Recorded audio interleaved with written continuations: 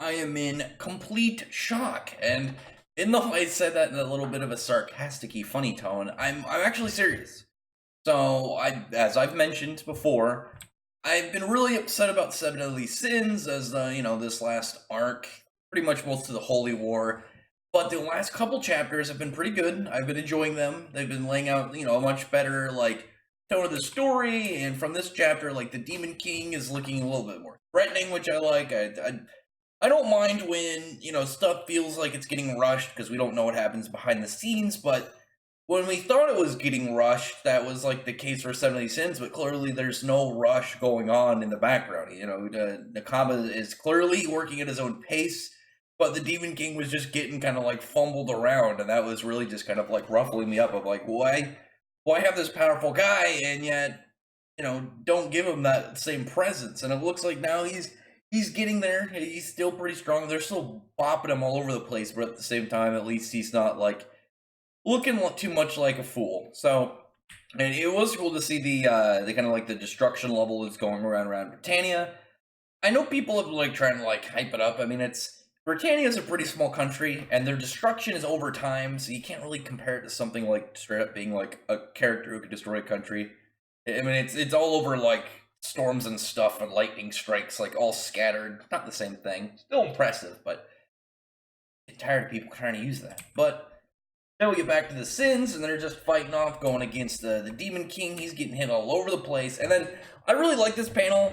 It's nothing special in terms of what has gone on lately. I just really like the layout of it for one, and I like that it does give the Demon King somewhat of credibility to him. He still looks formidable. One thing I'm actually really curious about is Escanor, a weaker version, his pride flare evaporated that whole lake, and a much stronger character using attacks. Why aren't they I feel like their attacks anything from Escanor should just completely dry that place up. I don't know. Not really important, just a little side bit. But it's pretty much just King, Bon, and Escanor going against the Demon King, and Elizabeth is getting Merlin to take down her wall. She can heal. I need to go back and look still. I don't remember the comments hype in the flashbacks about Ellie being super powerful. I remember her being a character of reason and wanting to help the demons and the goddesses get together, and then the bloody Ellie thing happened. And it was kind of okay, I guess she was a killing machine at one point. I don't know. But she's now healing people, doing her job as a healer, which is nice to see. She's getting what her whole best area in, putting in all the characters who are, front row fighters. And the Demon King just does not seem all that moved by him at this point. They're throwing attacks at him. He's whatever. You guys aren't really doing it for me. And from then, here comes the curse for Elizabeth. She just gets flung up in the air, and then a lightning bolt comes down to hit her. The thing is, a lightning bolt should not kill her. I know obviously lightning is, pretty impressive, big plasma bolt.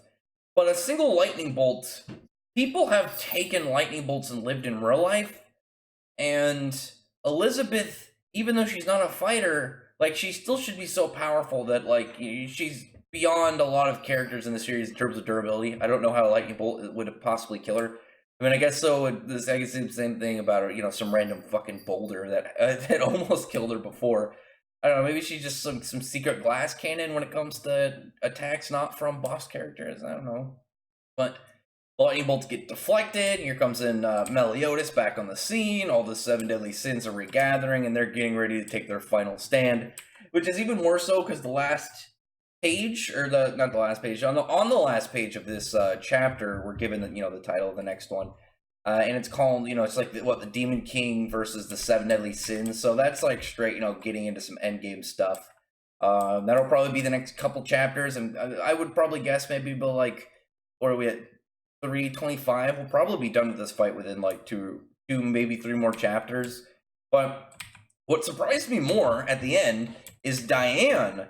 And I don't know how much I've talked about this on the channel, though. Oh, my cat's knocked over. I'm doing stuff right now.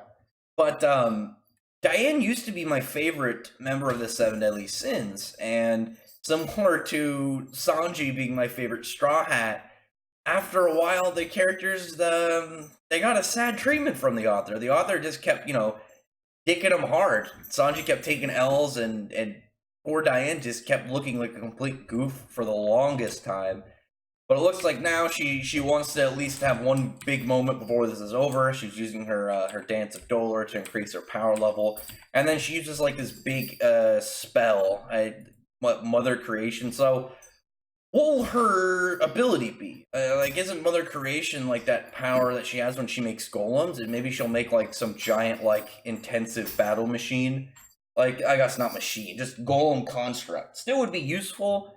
I'm very intrigued to know like what exactly it could be, because it can't be something too crazy, because it can't outdo the other sins, but it has to be something useful. Because if she does some like power level stuff, like it's something like that is beyond like Meliodas or Escanor and stuff, that'll feel so cool for her to get something. It'll feel kind of dumb that her character can somehow just jump this high. I'm hoping it's something more just like a big golem that, or maybe like a large array of golems, like thousands of them, just to constantly just add like numbers onto the fight.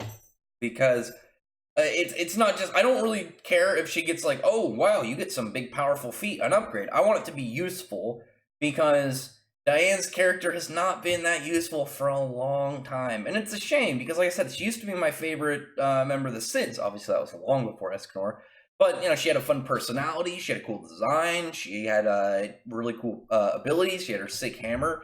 And then it was like right after the first arc, as soon as it was right after Gowther erased her memory, she just kind of became a big fumbling mess for so long, and it was a little bit painful to watch.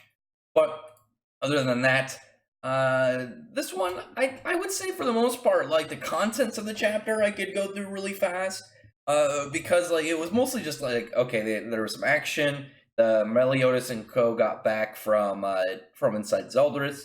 Zeldris still isn't back yet. He's still fighting the Demon King inside of his own body.